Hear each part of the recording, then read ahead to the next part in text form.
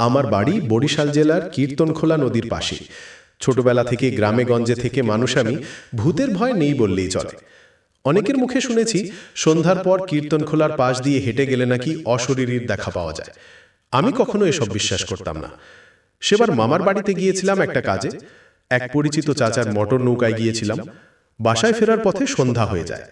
চাচার গঞ্জে কাজ ছিল দেখে আমাকে বাড়ি থেকে বেশ খানিকটা দূরে নামিয়ে দেয়। আমাকে জিজ্ঞেস করেছিলেন সমস্যা হবে নাকি। আমি না করি। চাচাকে বিদায় দিয়ে বাড়ির পথে হাঁটতে লাগলাম।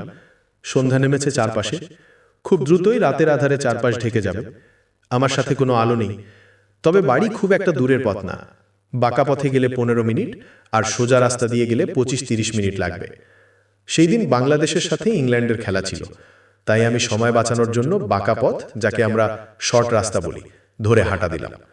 হনহন করে হাঁটছি। সবাই মনে হয় বাংলাদেশের খেলাটি দেখছে। কাউকেই দেখলাম না পথে।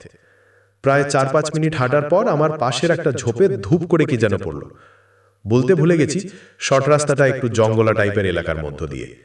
চারপাশে ঝিঝি পোকার ডাক শোনা যাচ্ছে। আওয়াজটা শুনেই আমি থেমে গেলাম। একদম চুপ করে দাঁড়িয়ে রইলাম 20 সেকেন্ড। কান খাড়া করে শোনার চেষ্টা করলাম কিসের আওয়াজ হলো, কিন্তু কোনো শব্দ হলো না। আর আমি নাছোড়বান্দা আস্তে আস্তে পা টিপে এগিয়ে গেলাম ঝোপের দিকে। অনেকেই ভাববেন হয়তো মিথ্যা বলছি, কিন্তু ভাই আমি আসলেই অনেক সাহসী ছিলাম। একা হাতে গভীর রাতে 2টা চোর একসাথে পিটাইছি। ভয় ডর খুব কম। যাই হোক, ঝোপের পাশে দাঁড়িয়ে উকি দিলাম। উকি দিয়েই চমকে উঠলাম। ওই পাশে দেখলাম একটা সাদা কাপড় পরা মহিলা ঝুঁকে আছে কিছু একটার উপর। দেখে মনে হলো কোনো 4 পেয়ে জানোয়ার। অন্ধকার হতে যাচ্ছে, দৃষ্টি পরিষ্কার না। মহিলার পাশ থেকে গজগজ শব্দ হচ্ছিল। হাড় ভাঙার আওয়াজ কানে এলো। কড়মড় করে কি যেন খাচ্ছে। আমি আর সহ্য করতে পারলাম না। জোরে চিৎকার দিয়ে বললাম, ওই ক্যাডারে, ক্যাডা হিখানে। সাথে সাথে পাই করে আমার দিকে ঘুরে গেল মহিলাটা। ওটার চেহারা দেখার সাথে সাথে মনে হলো কলিজাটা এক লাফে গলায় উঠে এলো।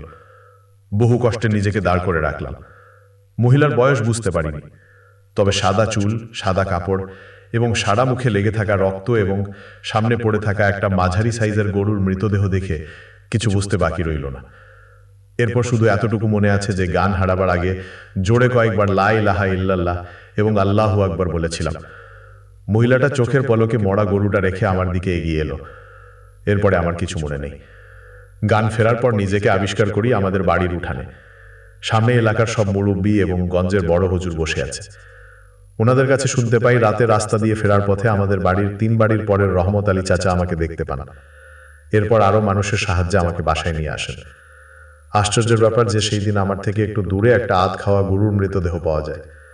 গরুটির শরীরের বাকি অংশ পাওয়া গেলেও মাথা থেকে পেট পর্যন্ত ছিল না।